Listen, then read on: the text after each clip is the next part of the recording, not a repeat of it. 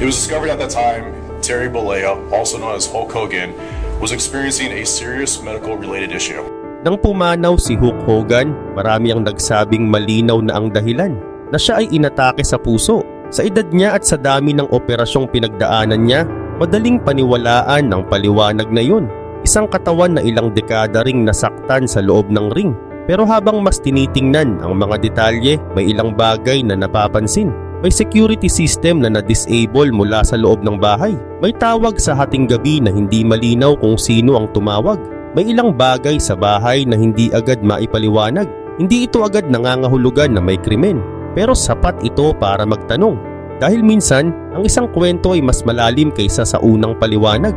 At para maintindihan ang lahat, kailangang balikan ang nangyari bago ang huling araw na yun. Pero bago tayo magsimula, huwag kalimutang i-like ang video na ito. Malaking bagay na ito para sa aming mga content creator.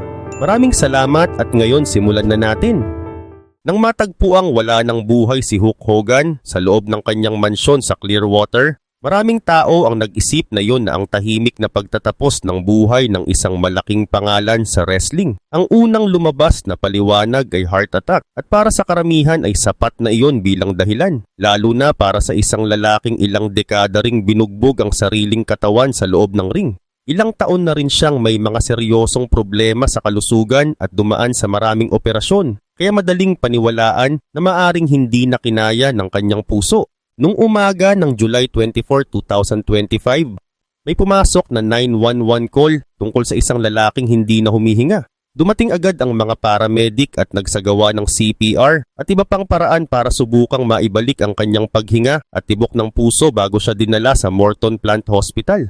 Ilang oras din silang nagsikap na maibalik ang kanyang tibok ng puso, ngunit bandang 11:17 AM ay idineklara siyang wala na. Ayon sa medical examiner, ang sanhi ng kanyang pagkamatay ay acute myocardial infarction o mas kilala bilang heart attack at itinuring itong natural causes. Sa edad na 71 at sa mahabang kasaysayan ng pisikal na pagod at pinsala sa kanyang katawan, maraming tao ang nakakita ng lohika sa opisyal na paliwanag na yon. Gayunman may ilang detalye sa lugar ng insidente na naging dahilan upang maging maingat ang mga awtoridad sa kanilang pagsusuri. Sinuri nila ang buong mansyon at kinausap ang mga taong nakasama niya sa huling 24 hours bago ang pangyayari upang masigurong malinaw ang bawat bahagi ng timeline at walang kulang o hindi tugma. May ilang bahagi ng bahay na masusing tiningnan at sinuri rin ang security system upang matiyak na walang ibang taong pumasok o nakaapekto sa nangyari. Isinama rin sa kanilang pagrepaso ang kanyang kumpletong medical records upang makita kung may mga senyales na maaring nagbigay babala bago ang biglaang pag-atake sa puso.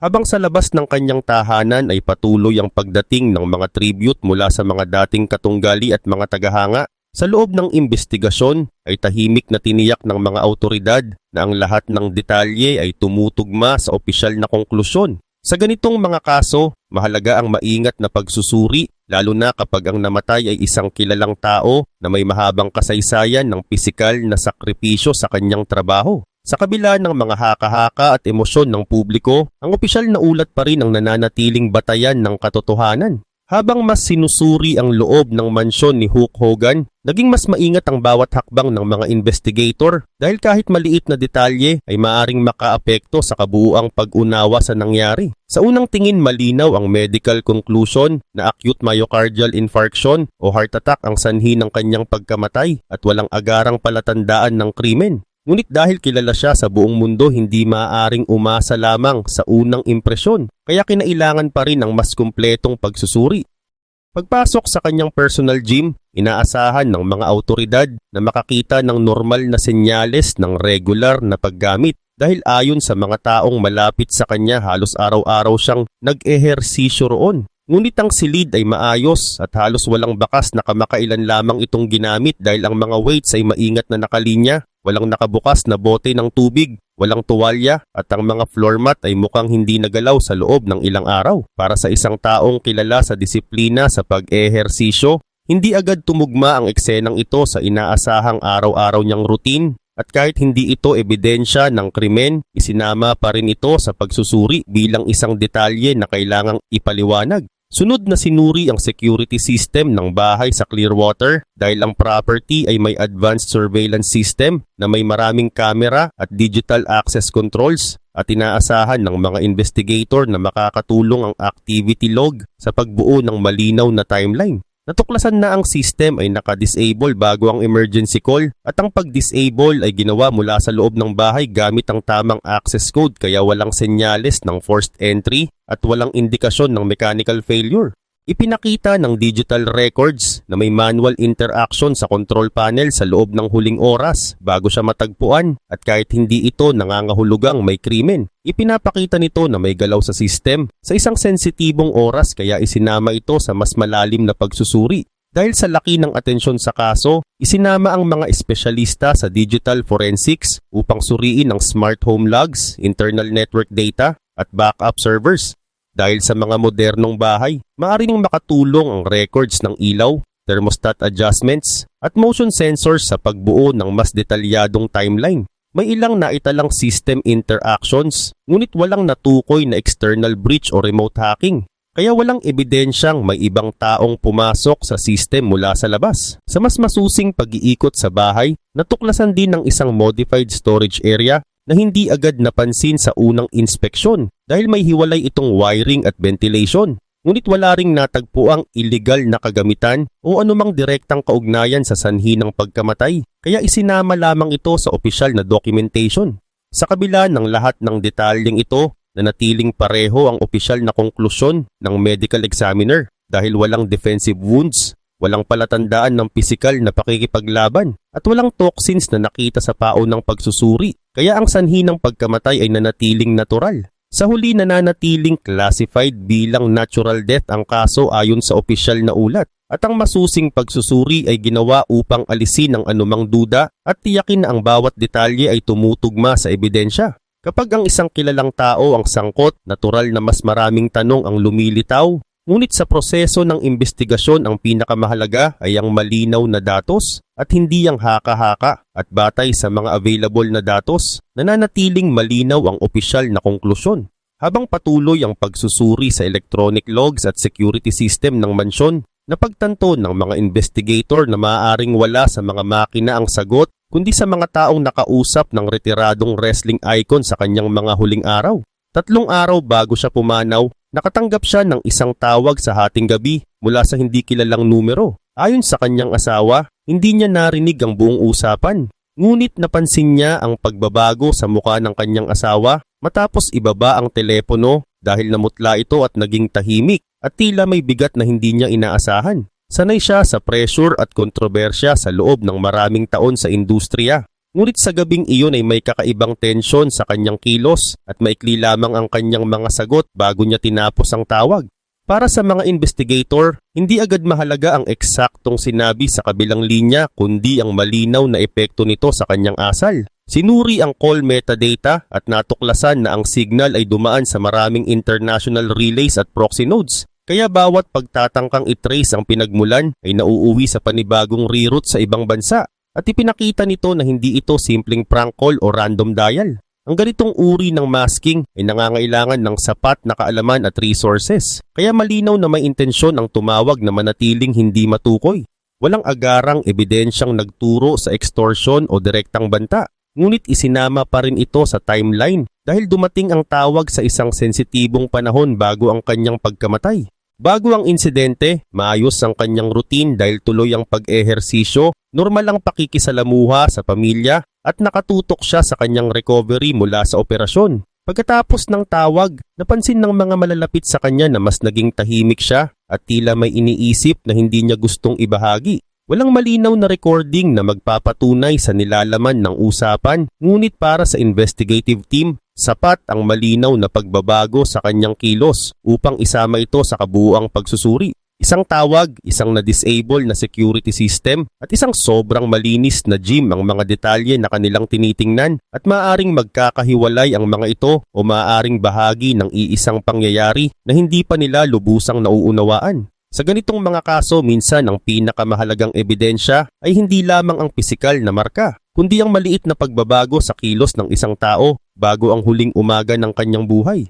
Habang mas lalong sinisiyasat ang huling mga araw ng retiradong wrestling icon, naging malinaw sa mga investigator na hindi sapat ang technical na ebidensya lamang at kailangan din nilang unawain ang personal na bahagi ng kanyang buhay tulad ng kanyang mga relasyon at ang sitwasyon sa loob ng kanyang pamilya. Sa harap ng publiko, kilala siya bilang simbolo ng lakas at kumpiyansa. Ngunit sa pribadong buhay mas komplikado ang kanyang sitwasyon kaysa sa nakikita ng karamihan. Ang kanyang unang asawa ay nakasama niya ng mahigit 20 taon at nagkaroon sila ng 2 anak at minsan silang itinuring na modelo ng modern celebrity family lalo na nang ilabas ang kanilang reality show noong kalagitnaan ng 2000 kung saan tila perpekto ang lahat sa kamera. Sa likod ng mga ngiti at palabas sa telebisyon, may tensyon sa kanilang relasyon at lumabas ang mga aligasyon ng pagtataksil na humantong sa isang pampublikong paghihiwalay at inamin ng wrestler sa mga panayam na dumaan siya sa matinding depresyon matapos ang kanilang diborsyo. Makalipas ang ilang taon ay muling nagpakasal ang wrestler at mas pribado at mas tahimik ang relasyon na yon. Ngunit natapos din ito at sa huling bahagi ng kanyang buhay, ay nagkaroon siya ng mas batang partner na nagdala ng mas simple at mas disiplinadong pamumuhay. Sa panlabas ay mukhang mas balanse ang kanyang mga huling taon, ngunit ayon sa ilang malalapit sa kanya may distansya na nabuo sa pagitan niya at ng isa sa kanyang mga anak dahil sa mga taon ng hindi pagkakaunawaan at mga usapang hindi natapos. Matapos ang kanyang biglaang pagkamatay sa kwentong ito, lumabas na ang kanyang estate ay hindi pantay ang pagkakahati at isang anak lamang ang pangunahing benepisyaryo habang ang isa ay hindi kasama sa dokumento. Hindi ito agad nangangahulugan ng krimen at hindi rin ito patunay ng masamang intensyon. Ngunit sa anumang investigasyon na may hindi inaasahang pagkamatay karaniwang sinusuri ang financial records at inheritance arrangements bilang bahagi ng standard procedure. Sinuri ng mga investigator ang mga financial records sa mga linggo bago ang insidente at wala silang natukoy na bigla ang paglipat ng assets o kakaibang pagbabago sa insurance policies at wala ring legal dispute na nakafile sa panahong iyon. Gayunman mahalaga pa rin ang emosyonal na konteksto dahil ang mga relasyon na may lamat ay maaring makaapekto sa stress level at mental state ng isang tao sa huling yugto ng kanyang buhay. Sa isang kaso kung saan may na-disable na security system at may napansing pagbabago sa kanyang kilos bago ang insidente, hindi maaaring ihiwalay ang personal na buhay sa kabuuang pagsusuri. Minsan ang pinakamahalagang detalye ay hindi makikita sa laboratory report o digital log, kundi sa mga taong malapit sa kanya at sa mga desisyong ginawa bago ang huling kabanata ng kanyang buhay. Habang sinusuri ng mga investigator ang medikal na aspeto ng kaso, malinaw na ang katawan ng retiradong wrestling icon sa kwentong ito ay matagal nang dumaan sa matinding pagsubok sa loob ng maraming taon. Mahigit 2 dosenang operasyon ang kanyang pinagdaanan sa loob ng ilang dekada at kabilang dito ang operasyon sa likod, balakang, tuhod at balikat at halos bawat bahagi ng kanyang katawan ay naoperahan upang maibsan ang sakit at mapahaba ang kanyang karera. Ang bawat operasyon ay nakatulong upang manatili siyang aktibo. Ngunit sabay din nitong dinagdagan ang pangmatagalang panganib sa kanyang kalusugan lalo na habang siya ay tumatanda. Pinakamabigat sa lahat ang isinagawang multi-level cervical spine surgery ilang buwan bago ang kanyang pagkamatay sa kwentong ito. Sa ganitong uri ng operasyon, tinatanggal ang sirang disc sa leeg at pinagdudugtong ang mga buto sa gulugod upang maibalik ang stability at mabawasan ang pressure sa mga ugat. At kapag higit sa isang level ang inayos at nasa edad 70s ang pasyente, mas mataas ang posibilidad ng komplikasyon. May posibilidad ng delayed cardiac stress o biglaang strain sa puso at may posibilidad din ng problema sa paghinga lalo na kung may kasamang ibang kondisyon ng pasyente. At minsan ang mga komplikasyon ay lumalabas ilang linggo o buwan pagkatapos ng operasyon. Sa panlabas ay tila maayos ang kanyang recovery dahil may mga larawan siyang nakangiti at unti-unting bumabalik sa gym. Ngunit ang mga komplikasyon ay hindi laging nakikita sa litrato o sa maikling video clip. Habang sinusuri ang medical na bahagi, nagsagawa rin ang mga investigator ng ikalawang forensic sweep sa mansyon sa kwentong ito upang matiyak na walang detalye ang napalampas. Sa basement sa likod ng isang pader na mukhang karaniwan, natuklasan ng isang nakatagong silid na may hiwalay na ventilation at sariling wiring system. At may ilang dokumento, storage containers at electronic hardware na hindi konektado sa pangunahing home network. Walang agarang ebidensya ng krimen na natagpuan sa loob ng silid, ngunit sapat ang discovery na ito upang magbukas ng panibagong linya ng pagsusuri. Sinuri ang dust patterns, fingerprints at digital residue sa mga device sa loob at may indikasyon na kamakailan lamang itong ginamit, ngunit hindi malinaw kung ito ay private archive lamang o secure storage para sa sensitibong material. Sa puntong ito, 3 linya ang sabay na sinusundan ng mga investigator sa kwentong ito. Una ay ang posibilidad ng natural cardiac event sa isang katawan na dumaan sa maraming operasyon at matinding pisikal na stress sa loob ng maraming taon. Ikalawa ay ang posibilidad na may stress-triggered episode na may kaugnayan sa isang hindi pa malinaw na pangyayari sa kanyang mga huling araw. Ikatlo ay ang kahalagahan ng natagpuang silid sa loob ng bahay at kung may kaugnayan ito sa kabuuang pangyayari. Wala pang direktang ebidensya ng foul play, ngunit sa isang kaso na may mga hindi pangkaraniwang detalye sa bahay at sa kalagayan ng kalusugan, bawat maliit na impormasyon ay isinasama sa kabuuang larawan bago gumawa ng konklusyon. Sa loob ng nakatagong silid sa basement ng mansyon sa kwentong ito, mas naging komplikado ang larawan ng mga huling araw ng retiradong wrestling icon. Hindi ito basta ordinaryong storage space dahil maayos ang pagkakaayos ng mga dokumento at malinaw ang labeling at sistematiko ang organisasyon. Kaya mukhang personal archive na sinadyang itago ngunit maingat na pinangalagaan. May mga medical records, may financial statements at may mga printed communications na nakaayos sa magkakahiwalay na folder. Ang mas nakakuha ng pansin ng mga investigator ay ang ilang dokumentong may petsang halos isang araw bago ang kanyang pagkamatay sa kwentong ito na nangangahulugang may recent access sa silid. Walang palatandaan ng forced entry at nakadisable ang security system mula sa loob ng bahay. Kaya natural lamang na isama sa pagsusuri kung sino ang huling gumamit ng silid at kung kailan ito huling binuksan. May mga folder na tila ordinaryo at may kinalaman sa estate planning, post-surgery reports at routine financial documents. Ngunit may ilang dokumento na hindi agad maitugma sa kanyang pampublikong buhay dahil may mga contact reference na hindi kilala ng pamilya at may mga printed exchanges na tila sensitibo ang nilalaman. Walang agarang ebidensya ng blackmail at wala ring direktang patunay ng illegal na gawain. Ngunit sapat ang discovery upang palawakin ang saklaw ng investigasyon at suriin ng mas maingat ang timeline. Para sa pamilya sa kwentong ito, hindi lamang ito legal o forensic issue, kundi isa ring emosyonal na pagharap sa posibilidad na may bahagi ng kanyang buhay na hindi nila lubos na alam.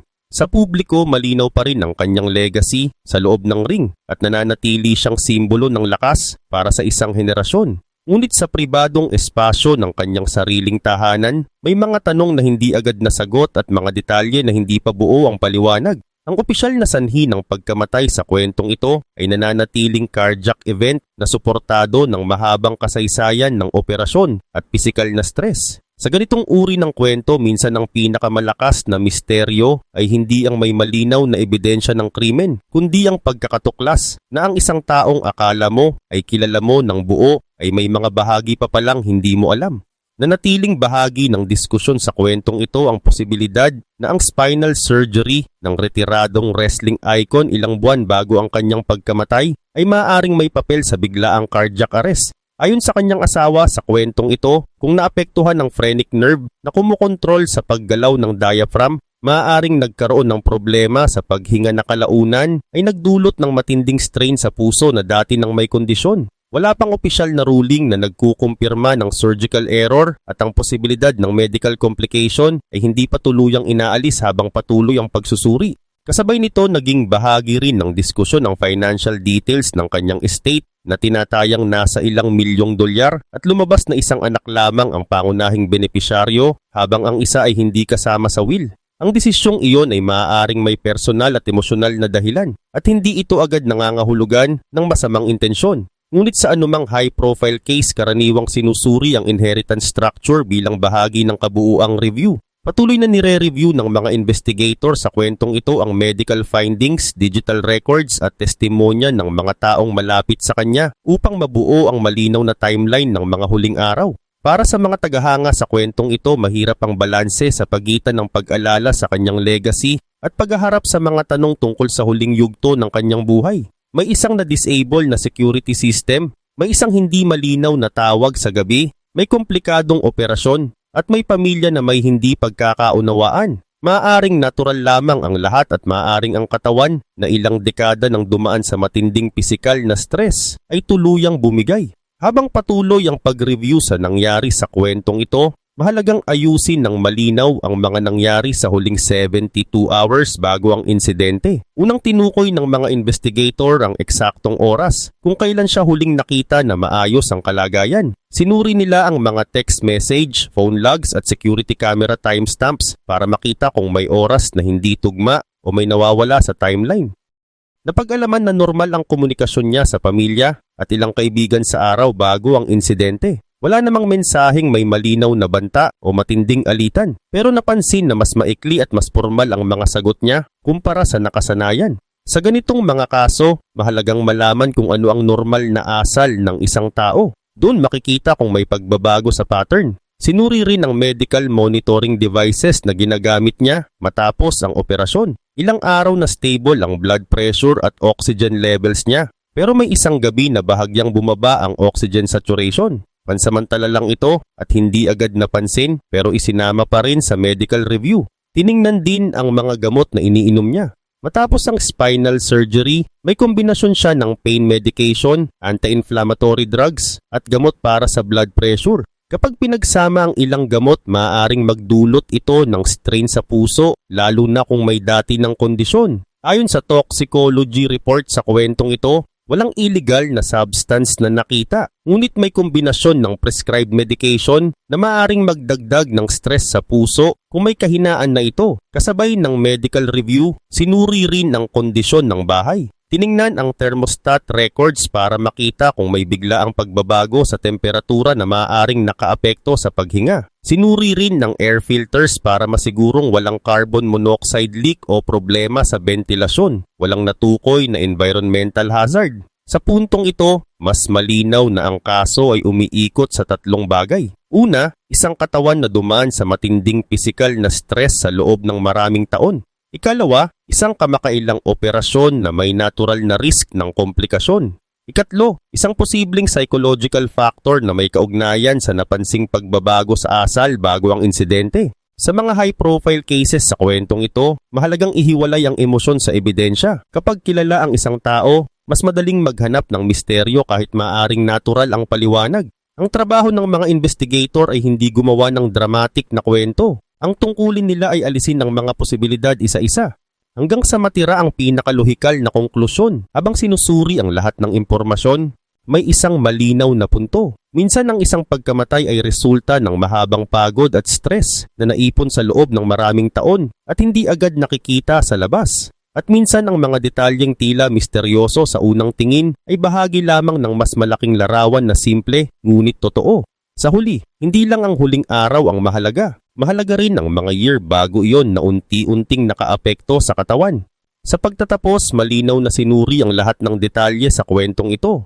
Tiningnan ang medical records, ang security system, ang mga tawag at ang mga nangyari sa loob ng bahay. Posibleng natural ang lahat. Isang katawan na dumaan sa maraming operasyon at matinding pisikal na pagod ang maaaring tuluyang bumigay. Pero dahil may ilang detalye na hindi agad maipaliwanag, patuloy pa rin ang pagsusuri para makumpleto ang buong larawan. Sa mga ganitong sitwasyon, hindi lahat ng tanong ay agad nasasagot. May mga bagay na malinaw sa mga ulat at may mga detalye na kailangan pa ng oras bago tuluyang maunawaan. Ang mahalaga ay maingat na tingnan ang bawat bahagi ng pangyayari at iwasan ang pagtalon sa konklusyon.